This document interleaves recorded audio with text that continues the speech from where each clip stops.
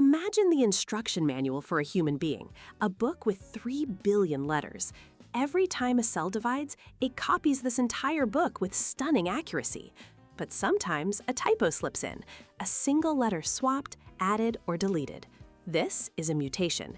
And while the word might conjure images of science fiction, mutations are the fundamental source of all genetic variety, the raw material for evolution itself. Some typos are minor, like changing the cat sat to the rat sat. This is a point mutation.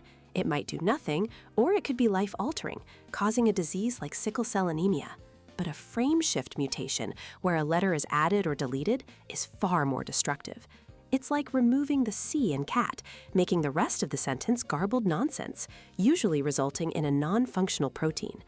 The impact of these changes can be harmful, neutral, or, very rarely, beneficial, a happy accident that might grant resistance to HIV or the ability to digest milk as an adult. For centuries, we could only observe these changes. Now, we can write them.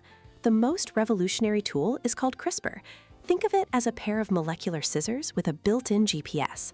Scientists can program it to find a specific broken gene in our DNA, snip it out, and even paste in a healthy copy. This isn't just a treatment. It's a potential permanent cure for inherited diseases, like muscular dystrophy and cystic fibrosis.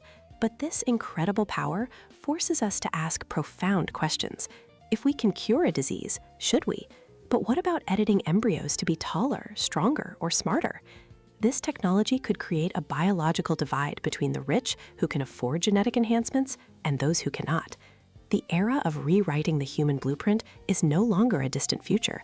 It's here, and the question is no longer can we, but should we?